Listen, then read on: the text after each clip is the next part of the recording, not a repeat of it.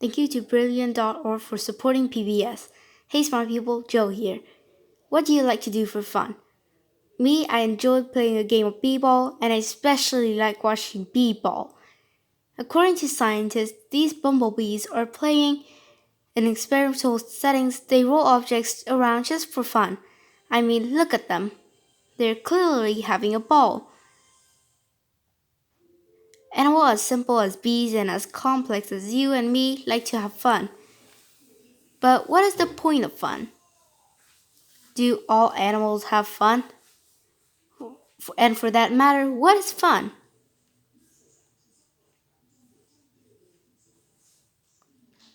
Fun starts with the letter F, but fun actually begins in your brain. Almost every animal from fruit flies to the way up to human have bodies are wired to seek out rewards. And in the brain, those rewards come in the form of chemical that fire certain patterns in the neurons and create sensation of pleasure. These reward systems evolve to encourage animals to repeat behaviors that are good for their survival. You do something, get something, survival points, and get a reward. Then do it again because it feels good. So when a bumblebee lands on a flower, it starts eating nectar, it activates its reward system. Eating nectar is good for the bee, so it releases chemicals that create a sensation of pleasure, which makes the bee want to drink sweet flower juice again and again and again. Kind of me and Queasel.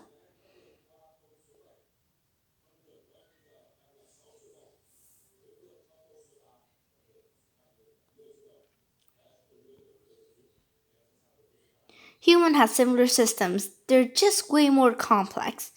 Our brain reward centers are connected together by a special pathway powered by a special feel-good neurotransmitter.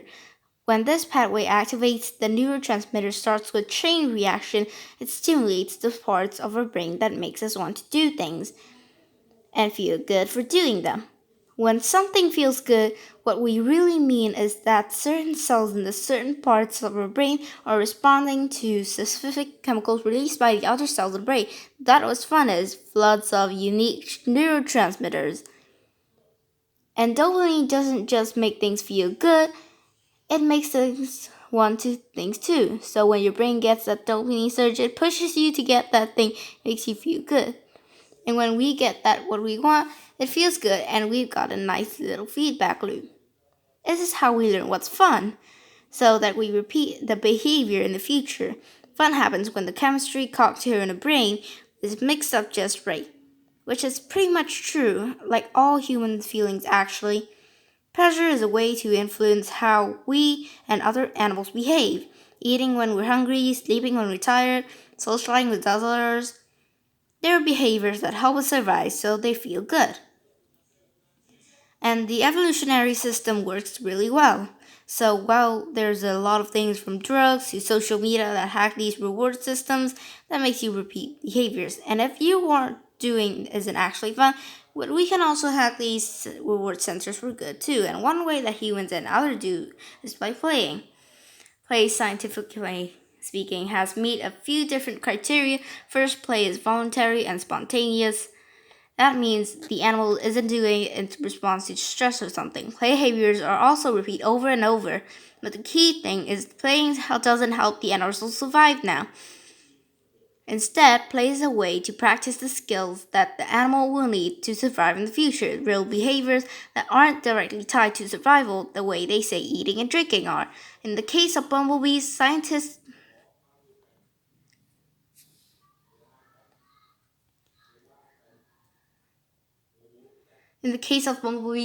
think playing with the balls help bees develop motor skills that they'll need later so they can find the sweet nectar they love so much, because flowers can be kind of tricky. And that this thing about play. We do it because it rewards all by itself, not because we're getting an outside reward for that behavior. Like if bee got a sip of nectar every time they roll a ball, they do it over and over again because they're getting food.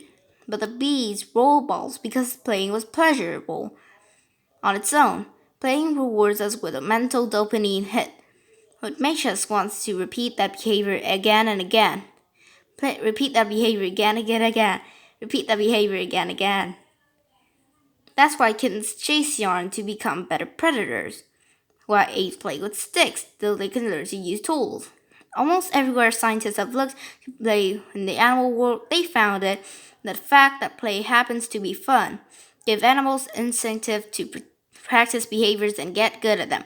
This is especially true for younger animals who gotta prepare for surviving in the big scary world.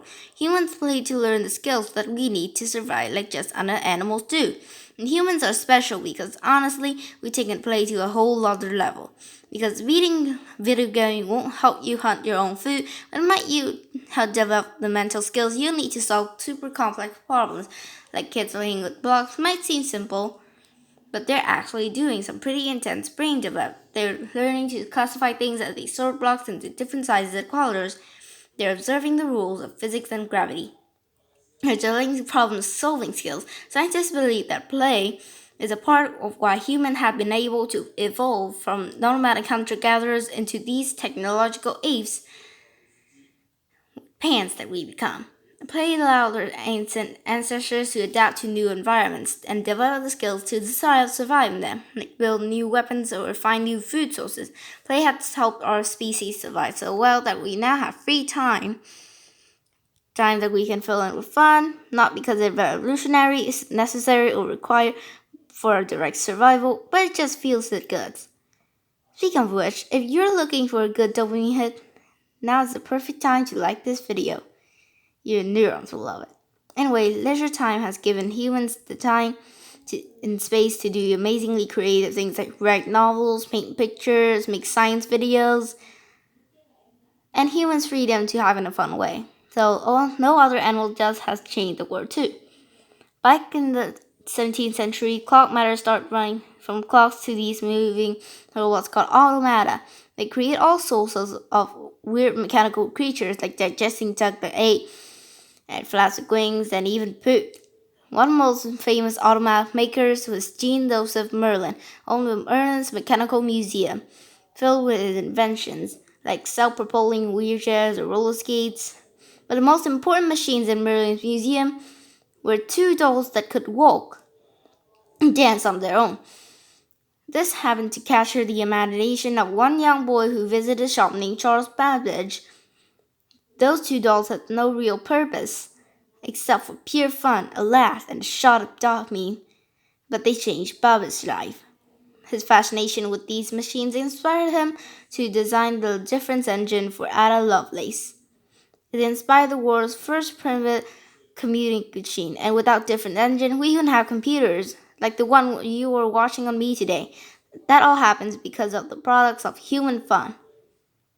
It's have fun. But having fun is also an important part of learning to how to be a human in the world around us. It's a way for other animals to learn how to survive in the world. It helps us practice everything from motor skills to rallying with others, and inspires us to solve the world's big problems. We're just never conscious that's when we're doing when we play. Because if we were, it wouldn't be very fun, would it? Stay curious